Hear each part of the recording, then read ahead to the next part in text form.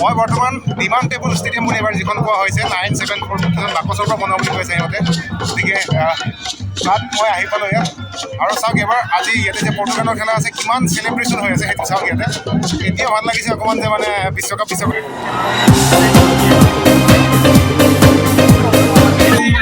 এতিয়া কিছুমানে মই গামোচাখন যেতিয়া বহুত বেয়া বেয়াকৈ লিখি আছে কি অসমীয়া স্বাভিমান কি। এতিয়া কওকচোন এইখন কোন দেশৰ এইবিলাক ড্ৰেছ হয় আপোনালোকে মাথা মাৰিব ঘানা নে চেনেগাল নে ক'ৰ। ডাঙৰ কথাটো এইটো যে সিহঁতে নিজৰ কালচাৰ কিমান ধুনীয়াকৈ দেখুৱাই চিন্তা কৰক যে আমাৰো ধুনীয়া পাটৰ কাপোৰ আছে মুগাৰ কাপোৰ আছে বা গামোচাখন আছে আমি সেইখন দেখুৱাওঁতে যিখিনি অসমীয়া হুহু হাহা দিয়ে বেয়াকৈ লিখে তাৰমানে সি নিজকে বা তেওঁলোকে নিজকে বেয়াকৈ কয় আৰু নিজৰ পৰিচয় দিয়ে।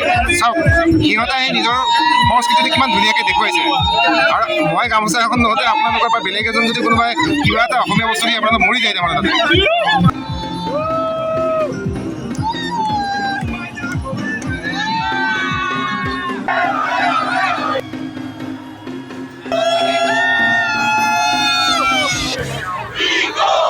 চাওক কি ধুনীয়া এটা পৰিৱেশ।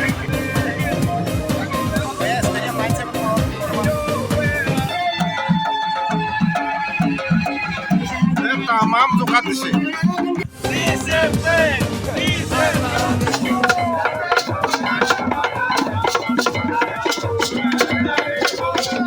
আজি 3 দিনৰ মূৰত আজিহে অকণ বিশ্বকাপ লাগিছে। এইকেইদিন মানে বৰ বেছি মানে ভিৰটো পোৱা নাই।